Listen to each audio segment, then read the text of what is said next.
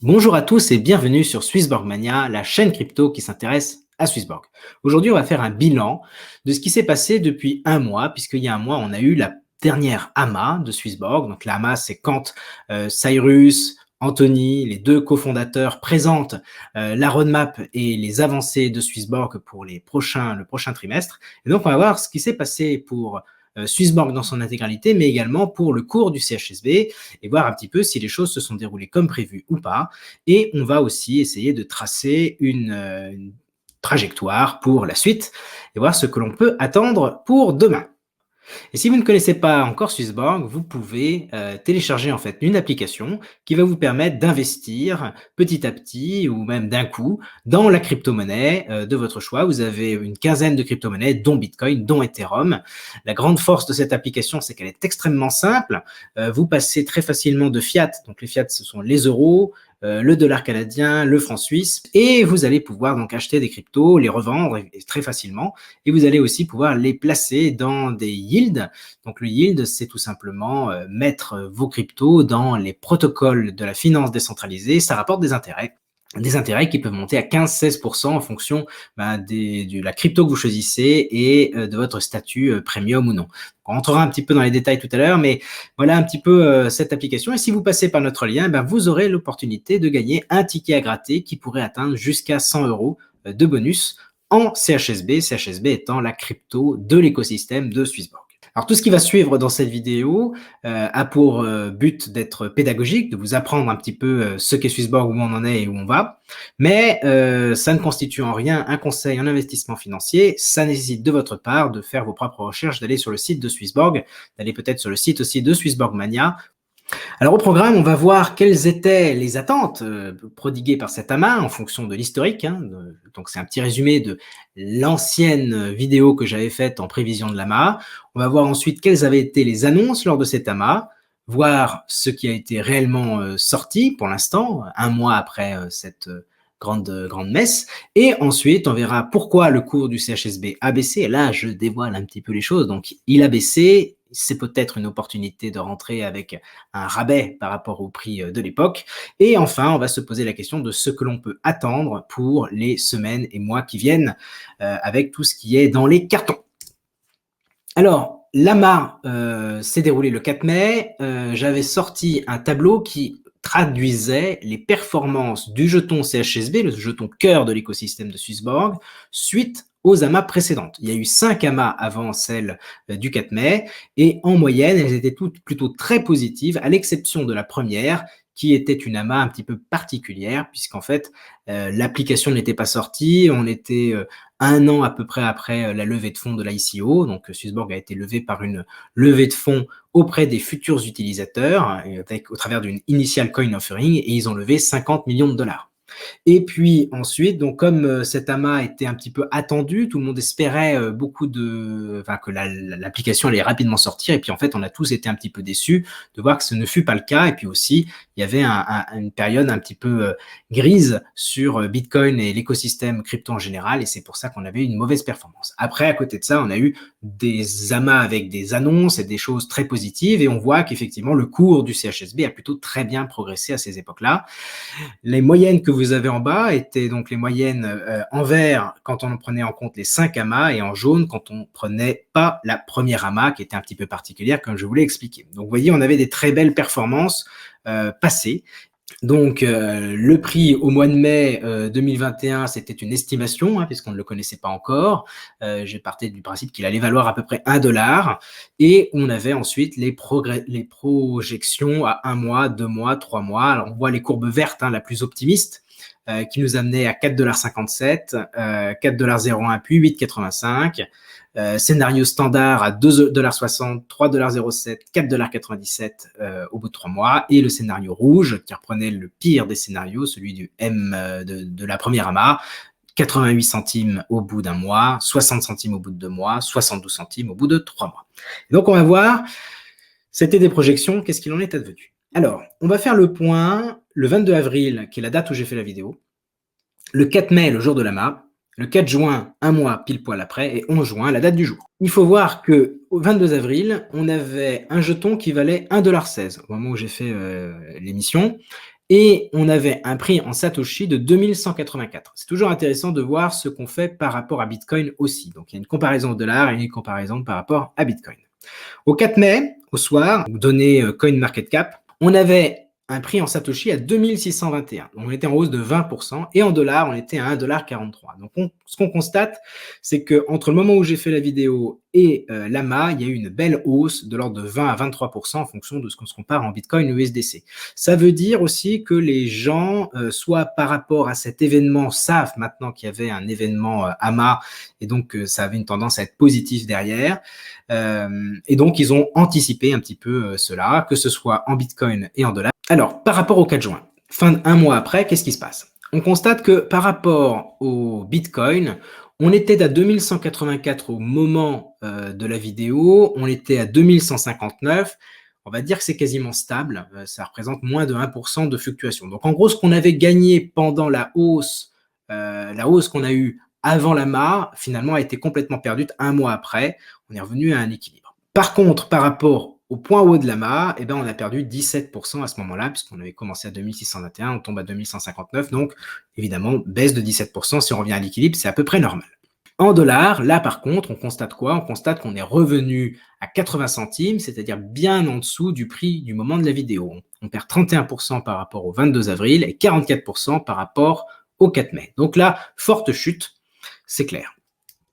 Au 11 juin, donc quelques jours après, on est vendredi, là pour le coup, on a continué à baisser, on constate moins 14% par rapport au 22 avril, moins 30% par rapport à l'AMA, donc vous voyez, la baisse a continué, à la fois vis-à-vis du Bitcoin et aussi vis-à-vis du dollar, puisque là, finalement, par rapport à l'AMA, on perd à peu près la moitié, 52%. Donc c'est un scénario qui, on comprend, a monté. C'est l'histoire. Hein. L'histoire a monté pendant la période qui a précédé l'AMA, et ensuite, que ce soit vis-à-vis du Bitcoin ou vis-à-vis du dollar, et ensuite, on a diminué, pour le coup, vis-à-vis de Bitcoin et de dollar pour la période qui suit. On va se poser la question, qu'est-ce qui s'est passé par rapport au Bitcoin, hein? Donc, pendant la période du 22 avril au 4 mai, on s'aperçoit que Bitcoin est quasiment resté stable, il a progressé de 3%. Nous, on a progressé par rapport à Bitcoin et au dollar de 20 à 23%. Donc, il y a clairement eu un effet engouement, on le voit ici, du cours du CHSB pré-AMA. Au 4 juin, Bitcoin avait perdu 30%. 30% ont été perdus par Bitcoin entre le 22 avril et le 4 juin. Et comme il n'y a pas eu de réelles fluctuations entre 22 avril et 4 mai pour Bitcoin, et ben forcément, on est à peu près la même chose en pourcentage de baisse par rapport à l'AMA. Par contre, nous, le CHSB, il est redescendu. Donc, on constate bien qu'il y a un déclencheur au niveau du Bitcoin qui est assez visible ici. Par rapport au 11 juin, là, on voit qu'il y a une dégradation sur le début du mois de juin. Bitcoin, lui, est finalement resté à peu près stable. Alors évidemment, hein, ça c'est oublié un petit peu les mouvements qu'il y a eu entre le 4 et le 11 juin, mais en gros, à ces deux dates-là, on constate qu'il y a une stabilisation.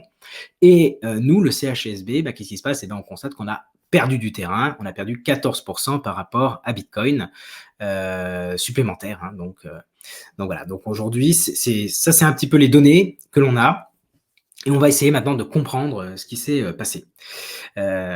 L'évolution constatée, donc c'est une hausse avant l'AMA, un point haut qui s'est déroulé pendant l'AMA, et c'est assez frappant. Si vous regardez le cours sur CoinMarketCap juste pendant la période de l'AMA, il y a une vraie explosion à la hausse pendant l'AMA, et puis ensuite il y a un effondrement.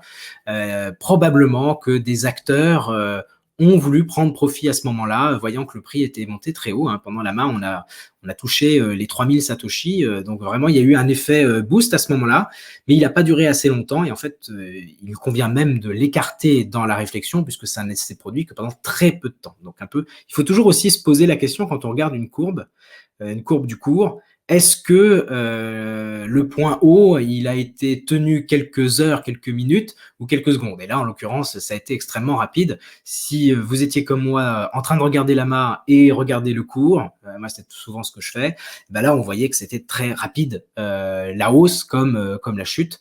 Donc ça c'est important de l'avoir en tête. Et ensuite, on a eu une chute post-AMA qui a été accentué par Bitcoin, puisque Bitcoin était dans une tendance haussière précédemment et il est rentré dans une tendance incertaine. Et il est compliqué au jour où je vous parle de savoir si Bitcoin est toujours dans une tendance haussière ou s'il s'apprête à rentrer dans une tendance baissière.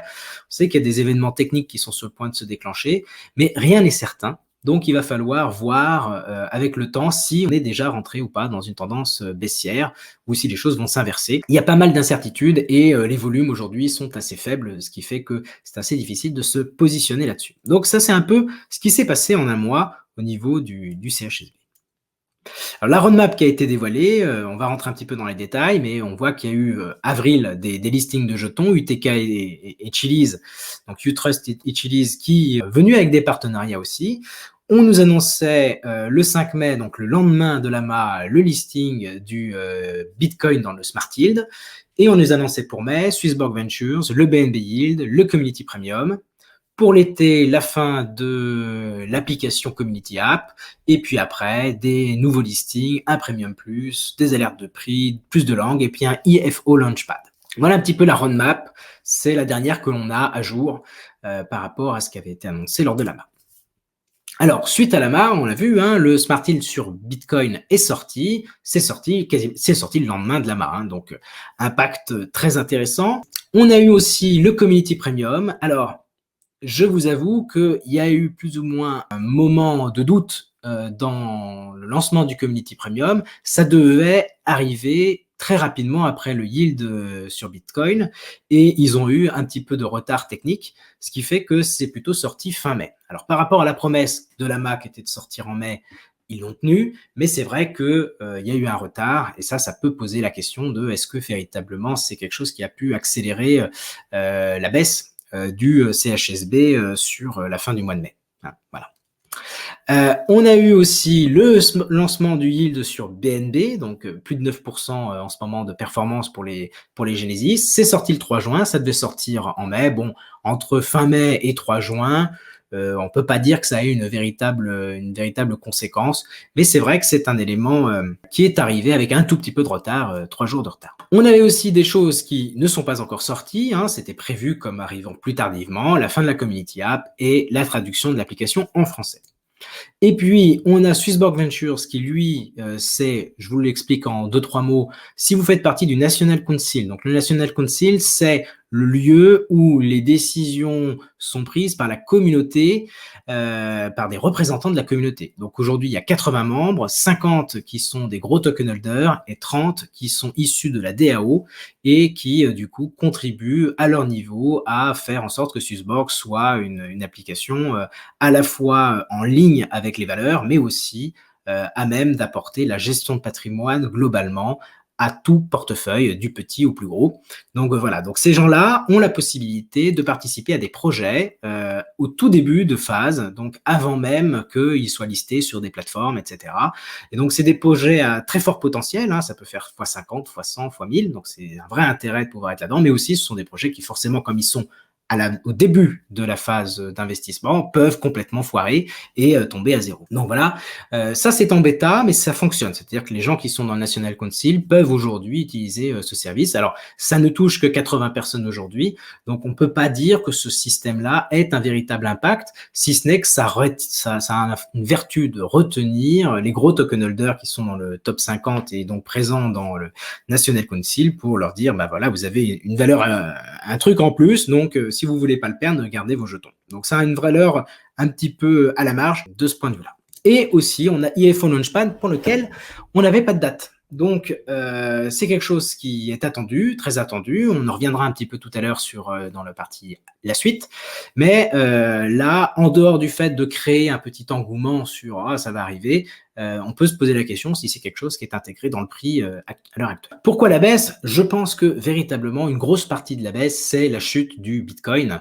Quand on passe, on était à 54, on est monté à 62 000, 63 000, et puis on est redescendu à 30 000 hein, quasiment. Donc une chute pareil, c'est fréquent hein, dans Bitcoin, c'est quelque chose qui arrive, mais c'est vrai que ce qui se passe, c'est qu'on a eu un FUD, donc uncertainty et doubt, donc la peur, l'incertitude et le doute.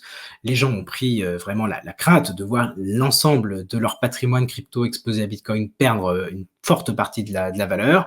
Ce sont souvent des gens qui voilà, n'ont pas forcément le recul que l'on peut avoir quand on est là depuis un peu plus longtemps. C'est vrai que si beaucoup de gens sont rentrés en début d'année 2021, ils n'ont pas connu les fortes périodes de baisse de 2018, les cracks qu'on a eu avant 2018.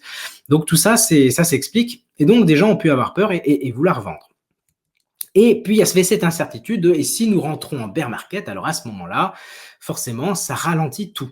Ça ralentit tout parce qu'il y a de moins en moins de gens qui vont rentrer dans la crypto à cause de ça, parce qu'ils se disent je ne vais pas rentrer maintenant, si ça descend, je vais attendre que ça remonte, évidemment. Et puis, la baisse entraîne la baisse, la peur entraîne la peur, et finalement, on va vite comprendre un petit peu la suite de la logique qui est derrière. Alors, quand on est dans une période où le Bitcoin chute, il y a un mécanisme qui est naturel et qui est compris par beaucoup de gens dans la crypto, c'est qu'il faut rechercher la sécurité quand on pense que c'est un événement, entre guillemets, impactant. Donc, quelque chose qui va durer un petit peu. Et pas simplement un flash crash qui revient tout de suite. Donc, qu'est-ce que font les gens? Ils vont rechercher de la sécurité, ils vont sortir des altcoins pour se rapprocher d'Ethereum, Bitcoin, qui sont des jetons qui sont beaucoup plus solides, qui ont tendance à moins baisser. On le voit dans ce qu'on a vu tout à l'heure quand on a comparé la performance de CHSB par rapport à BTC. Bitcoin a beaucoup moins baissé que le Swissborg. Donc c'est ça la logique, c'est que les gens sortent des petits jetons qui sont beaucoup plus volatiles pour se rapprocher des jetons plus stables. Et donc Ethereum et Bitcoin sont volatiles aussi, on l'a vu, mais ils sont plus stables que les petits jetons. Et à côté de ça, évidemment, après, il y a un dernier mouvement de sécurisation qui va vers le stablecoin qui, là, pour le coup, ne bouge pas. Il a une parité vis-à-vis du dollar. Les gens font ce travail-là de sécurisation dans les actifs. Alors, le deuxième élément marquant, c'est que la baisse du Bitcoin ralentit l'envie à de nouveaux utilisateurs de venir acheter du Bitcoin, de la crypto, d'investir. Donc cette peur du bear market casse cette dynamique d'adoption. Et on le voit ici avec les chiffres de Swissborg.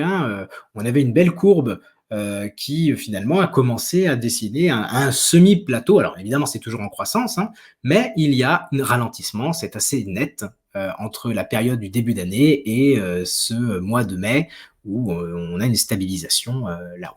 Alors, ça ne peut pas baisser, sauf si les gens clôturaient leur compte sur l'application, ce que l'on ne constate pas à l'heure actuelle.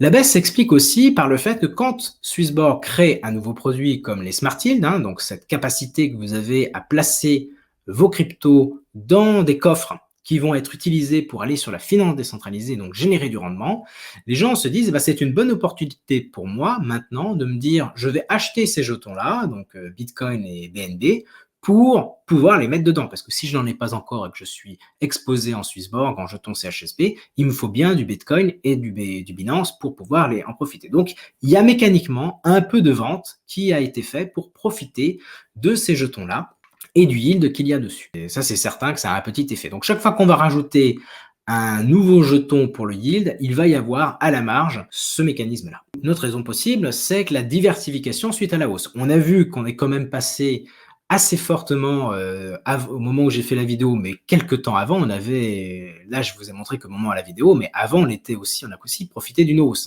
Donc si on regarde depuis le début de l'année, on a eu une belle hausse jusqu'à l'AMA. Donc il y a des gens qui se sont dit, ce point haut de l'AMA est intéressant pour moi pour sécuriser et diversifier.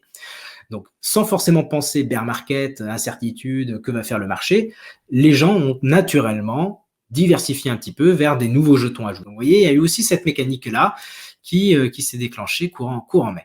Vous avez ensuite un autre élément qui était le Community Premium. C'était un élément qui est central. Le Community Premium, c'est vraiment une nouvelle proposition de valeur pour l'écosystème. Ça va avoir des impacts de dingue. Mais du coup, tout le monde attendait avec impatience ce Community Premium. La question qui pouvait se poser à l'époque, c'était de savoir si beaucoup de gens en avaient pris conscience ou pas vraiment. Comme ça, il y a eu ce petit retard sur le lancement du Community Premium, qui ne s'est pas fait début mai, mais qui s'est fait fin mai, et que le momentum a un petit peu changé. À mon avis, il y a deux éléments à prendre en compte. C'est que d'une part, les gens qui voulaient à tout prix être premium avaient déjà acheté leurs jetons. Donc, quand le Community Premium est lancé, ils n'ont pas eu le besoin finalement d'acheter de nouveaux jetons. Et deuxièmement, cette incertitude a aussi créé, je dirais, de se dire, ce n'est pas nécessaire que je passe premium tout de suite, je vais attendre que le marché se comporte mieux. Donc, vous combinez tout ça entre une réduction de l'adoption, le fait de ne pas être pressé à passer premium et le fait que les gens ont déjà acheté le jeton et donc l'effet community premium ne s'est pas véritablement perçu. Hein, je pense que c'est ça la vision. Moi, personnellement, je pensais qu'on était dans un momentum très bullish et bah, finalement, ça ne s'est pas fait. Donc, comme quoi, ça montre bien que bah, on peut avoir une bonne appréciation et puis finalement, le momentum n'est pas là et ça fait un petit flop. Alors, pour autant, je suis extrêmement bullish sur le fait que le Community Premium va avoir des impacts de dingue sur l'écosystème et ça tombe bien, j'ai montré une petite partie tout à l'heure qui va un petit peu focuser là-dessus. Une autre raison, c'est donc cette application Community App dont les récompenses ont été revues et pour certains à la hausse et pour une petite partie à la baisse. Il peut donc y avoir des déçus dans ce changement. Il y en a qui sont déçus et on peut imaginer que certains d'entre eux aient décidé de montrer leur mécontentement en vendant le jeton. À mon avis, c'est assez peu significatif les nombres de jetons qui ont été vendus. D'une part parce que ceux qui sont perdants et qui se sentent perdants ne sont pas des vrais utilisateurs et des vraies personnes qui pensent communauté, développement du projet, stratégie long terme et qui pensent un peu trop à eux. Donc, je ne pense pas qu'ils détenaient énormément de jetons parce que s'ils détenaient beaucoup de jetons, ils auraient été dans l'optique de voir la valeur ajoutée de cette proposition par rapport à la précédente. C'est mon avis. Voilà, je le dis, je l'assume. Donc, je pense que, en revanche, les vrais token holders, ceux qui ont beaucoup de jetons, et les utilisateurs de l'application, ceux qui comptaient réellement s'en servir, eux sont vraiment contents de cette offre parce que ça augmente considérablement la récompense. Hein, parce que ça vous permet d'avoir le community premium à seulement un jeton CHSB au lieu de 2000. Donc, vous voyez très bien l'économie que cela peut apporter. Donc, à mon avis, ça, c'est un point à mettre un petit peu entre parenthèses. Mais bon, on ne peut pas écarter le fait que, étant donné que ça arrive à un moment qui n'est pas forcément très joyeux sur le marché, que ça ait un petit impact. Alors maintenant, la question, c'est que faire maintenant? Alors, on a constaté que malgré les bons tokenomics, le jeton Swissborg est resté très dépendant du BTC. On aurait pu s'attendre à ce que, du fait, le jeton Swissborg fonctionne avec un système de burn, c'est-à-dire qu'une partie des revenus générés par l'écosystème est mis de côté et lorsque le jeton a tendance à baisser ou s'apprête à rentrer dans une tendance baissière, on va utiliser ces jetons, ces dollars qui sont là pour acheter sur le marché des jetons et les détruire définitivement. C'est le protect and burn, voilà le concept. Sauf que on est dans une phase de début, donc de début de développement de l'application. Hein. L'application, elle a fêté ses 1 an il y a peu de temps. Donc, cette réserve, elle s'alimente très progressivement. Alors, ça fait quand même plusieurs centaines de milliers de dollars par semaine. Hein. Donc, c'est quand même 100 à 100, je crois que ça fait à peu près entre 120 000 et 180 000 dollars par semaine qui sont ajoutés dans ce protect and burn. Mais ça n'est pas suffisant pour véritablement soutenir le cours assez longtemps.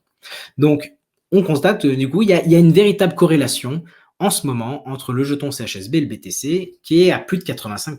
Ce qui m'amène à penser cela, c'est que le CHSB, il va faire mieux que Bitcoin en période de hausse, c'est ce qu'on a vu hein, avant l'AMA, il y a ce phénomène-là, et il fait moins bien que Bitcoin en phase baissière, et ceci tant que le Protect and Burn n'aura pas une capitalisation, une valeur dans cette réserve suffisamment importante pour faire face à ces petits à-coups du marché. Ce qui me fait amener à dire que quand Swissborg va voir le momentum switcher, cela va entraîner des mécanismes dont on va détailler dans un instant et qui fait que même hors alt season, nous allons profiter du momentum et je vais vous démontrer ça maintenant. Imaginons, vu de l'esprit, bien sûr, hein, imaginons, nous entrons dans la fin, nous sortons de cette phase d'incertitude et la question de nous entrons en bear market disparaît. Nous revenons dans une période où le bull run spirit est là.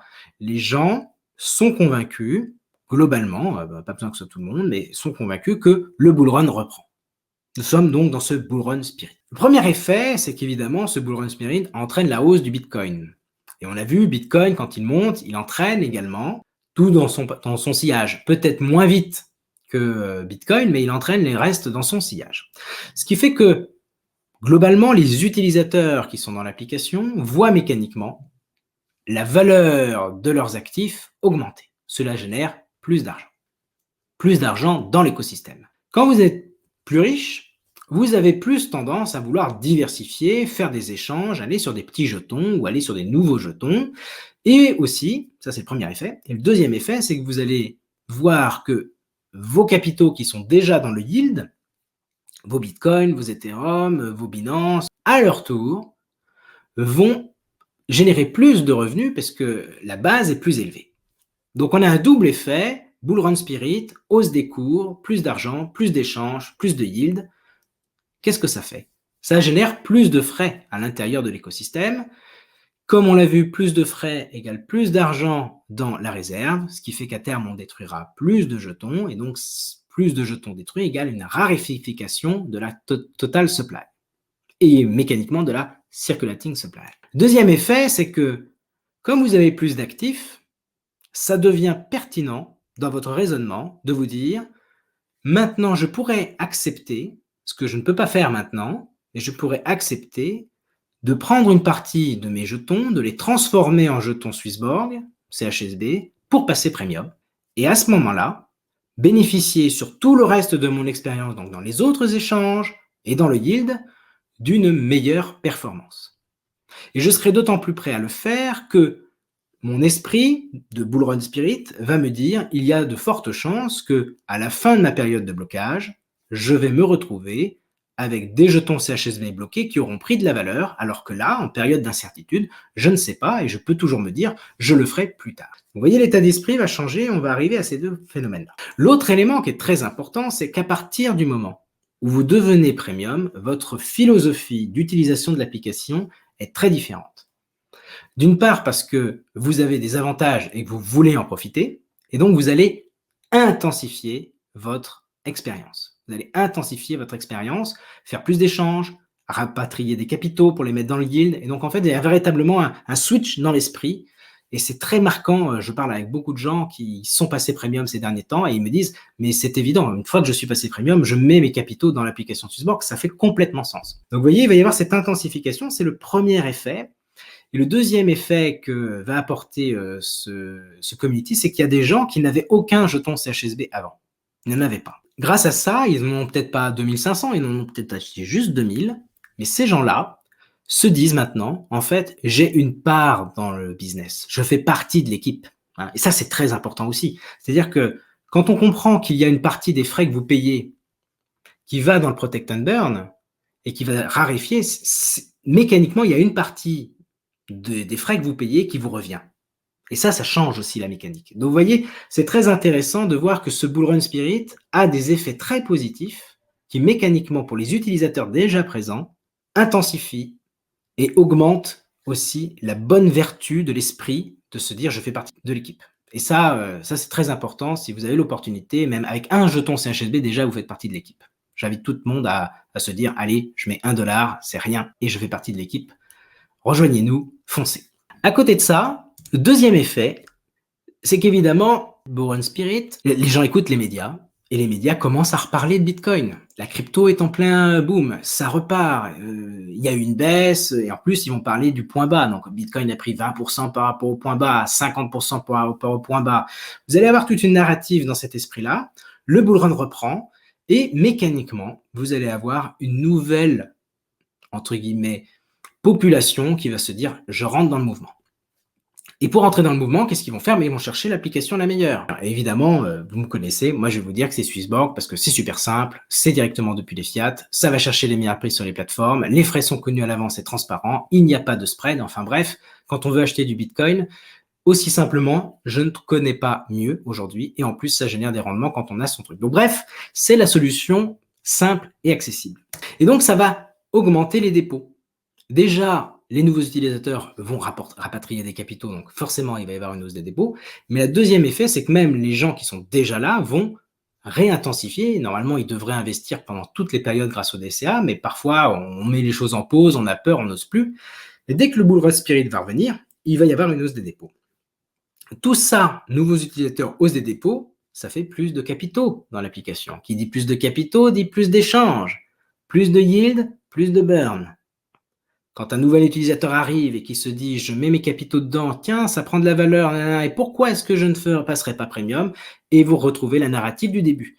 Donc vous voyez, ce bull run spirit Et je ne parle même pas ici de l'impact direct de la hausse du bull run sur le cours du CHSB, qui mécaniquement devrait monter, mais simplement les effets positifs qu'un bull run spirit impacte l'écosystème. Ah, c'est vraiment fort, c'est vraiment fort. Et donc ça c'est à la fois c'est positif quand on est en bull run, à la fois c'est un petit peu plus négatif, voire parfois des rétroactions négatives, mais en fait elles sont pas très visibles parce que vous avez stacké un petit peu vos jetons pendant un an, donc vous n'avez pas véritablement de possibilité de réduction, si ce n'est que au lieu d'avoir plus d'argent, par contre, ça c'est sûr, vous en avez moins, ce qui fait moins d'échanges, ce qui fait moins dans le yield, ce qui réduit un petit peu l'activité. Je rajouterais juste par contre que quand il y a une réduction d'activité, ça réduit ce qui va être mis dans la réserve, mais ça ne réduit pas ce qui est dedans. Vous voyez, donc ça veut dire qu'on est toujours dans la phase d'accumulation, même si on accumule moins vite.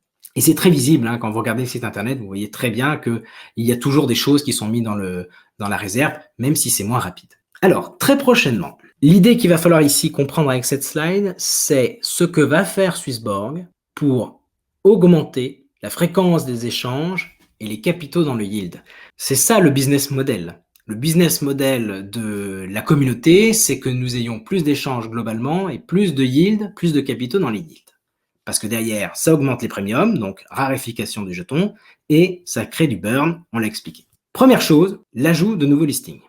Il y en a 2 dont on est en attente et ça pourrait arriver très prochainement. C'est XRP, Ripple. XRP qui est une des plus grosses cryptos du marché, qui a un fondamental qui est pour moi plus ou moins obscur, mais ce qui est certain, c'est que c'est une très grosse crypto. Il y a beaucoup de gens qui en ont, ne serait-ce que parce qu'on se dit toujours, tiens, il m'en faut. Parce que si jamais c'est le truc de l'avenir, ben pourquoi est-ce que j'en ai pas? Donc, on va lister ce jeton et on va rajouter très rapidement après le yield, peut-être même que ce sera en même temps. Et donc là, forcément, comme il y a beaucoup de gens qui en détiennent, c'est un bon moyen de les rapatrier parce que le yield sur XRP, il y en a très peu. Il y a très peu d'endroits où vous pouvez générer du rendement sur XRP et les rendements sont pas terribles. Donc peut-être le listing et le yield du Swissborg seront meilleurs que les concurrents. Moi, je le pense. Hein, quand on voit l'historique des autres produits, on peut se dire que effectivement Swissborg va être capable de générer des bons rendements là-dessus. Donc ça va être une solution pour attirer des nouveaux utilisateurs et attirer des capitaux supplémentaires. Idem avec le Tether, qui est un stablecoin, et on peut imaginer qu'on va avoir des très bons rendements comme on en a sur USDC. Donc ça, c'est le premier bloc, listing plus yield. Ensuite, on sait qu'il y a 5 nouveaux tokens qui vont arriver, puisque dans l'AMA, ils annonçaient 7 de plus. Donc ça, c'est les 2 premiers qu'on a vus, donc il en reste 5. Listing, potentiellement des yields, et ce qui est certain, c'est qu'il y a toujours des partenariats. Dès qu'il y a un jeton qui est listé, il y a quelque chose avec. Il y a un partenariat avec Utrust, on ne sait pas encore comment ça va se goupiller. Il y a un partenariat avec Chiliz, on l'a vu, Engine, on l'a vu. Donc, il va y avoir quelque chose. Et un partenariat, c'est win-win. On aide la communauté qu'on accueille et eux, ils nous aident aussi. Donc, à voir comment ça va se mettre en place. Moi, je suis impatient de découvrir ce que ça va être. Mais fortement, toutes ces choses-là, modulo le fait qu'il y a des gens qui vont vouloir se diversifier et un peu tester et en prendre un peu, vous allez avoir plus d'échanges, plus de yield, c'est certain. Et vous avez compris la narrative, premium, je deviens et je passe en burn. Il y aura la fin de la community app. Potentiellement, ça peut se terminer dans 10 jours ou ça peut être un peu plus long. Donc, on sait qu'on arrive dans l'été. Hein. L'été, c'est le 21 juin, donc quid. Mais en tout cas, il va y avoir un migrement massif de nouveaux utilisateurs. Certains seront déjà community premium grâce au Hall of Fame. Donc là, forcément, il va y avoir un effet positif là-dessus. Et enfin, le dernier élément, c'est l'accessibilité. L'application va être traduite en français. C'était annoncé d'ici 3 mois, il reste 2 mois pour qu'ils la traduisent. Je pense que cet élément-là sera aussi en lien direct avec la réglementation. Je pense qu'ils attendent d'avoir le feu vert de la France, notamment pour pouvoir avoir une traduction, pour montrer que, bah voilà, pour l'instant, on n'est pas vraiment en France, on est un petit peu monde. Mais c'est vrai que si jamais on a la licence qui va bien, et je pense qu'il y a de fortes chances qu'on puisse l'obtenir rapidement, à ce moment-là, nous aurons la traduction en français. Encore une fois, c'est mon opinion. Moi, je pense que c'est ça qui retarde la traduction de l'application.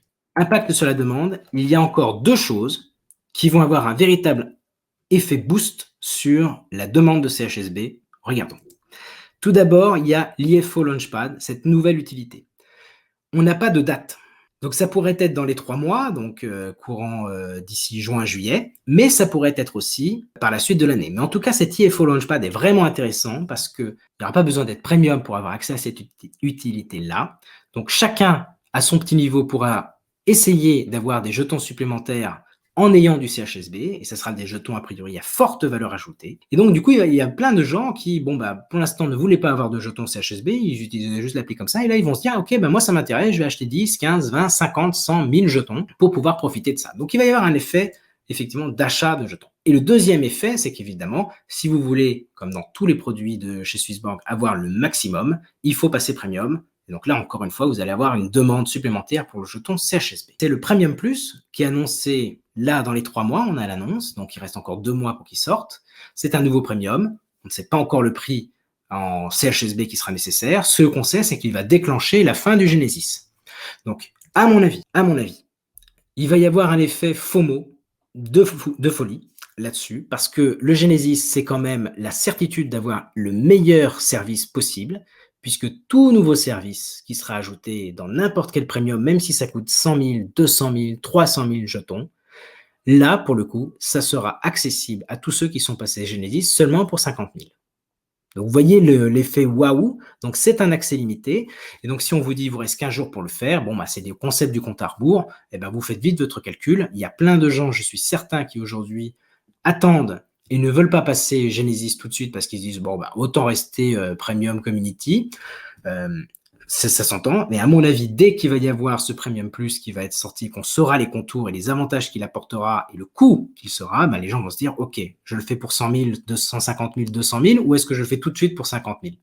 À mon avis, le calcul va être vite fait. Donc, il va y avoir certainement un effet FOMO. Et ça va venir toucher directement la demande de jetons sur le marché. Il reste un élément important, c'est ce catalyseur ultime. Qu'est-ce que c'est que ce catalyseur ultime? Celui qui va potentiellement tout déclencher. C'est un vieux loup de mer, ce truc-là. Haha, la bonne blague. C'est un truc dont on entend partout parler. Vous êtes sur les forums de Swissborg, la question revient sans cesse. La question, c'est when Binance? Quand est-ce que notre jeton sera listé sur un exchange top tier 1? C'est-à-dire les plus grosses plateformes. On a Binance potentiellement, on a UOB, on a FTX, on a Kraken, etc., etc. On en a 3-4, il y en a 4-5 qui sont des top exchanges. À mon avis, Binance, c'est compliqué. On a compris que Binance n'a pas des tweets qu'on lit de Cyrus, d'Alex. On comprend que CZ, donc le patron de Binance, n'est pas trop motivé pour lister de jetons, alors qu'ils sont venus, on le sait, Swissborg à la charge en proposant des montants importants. Il est probable qu'on ne soit pas listé sur Binance. Par contre, il reste des possibilités. Il reste Kraken, sur lequel le Smart Engine est déjà connecté. Il reste UOB, il reste FTX, il reste potentiellement Coinbase Pro. Donc, on voit qu'il y a du potentiel. Et quand ça sera listé, il y a 2 effets coup sur coup qu'il va y avoir. C'est la hausse des volumes. Évidemment, aujourd'hui, on est très pénalisé par le fait qu'on n'a pas beaucoup de volume. Un listing sur un exchange top tier, forcément, ça crée un afflux massif de liquidités.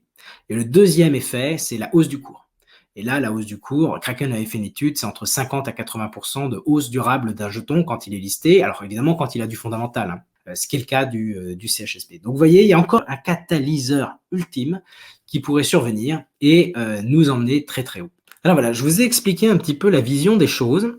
On a vu, on n'a pas été très glorieux, très, très positif suite à cet amas. On a eu finalement un point haut lors de l'amas et puis après une descente, un rééquilibrage qui ensuite a été accentué par la baisse du momentum sur la crypto en général et du BTC en particulier. Et comme nous sommes très fortement corrélés au Bitcoin avec 85 et plus de pourcentage de corrélation, on a été impacté négativement. Il n'empêche qu'il y a des points positifs à voir dans les choses.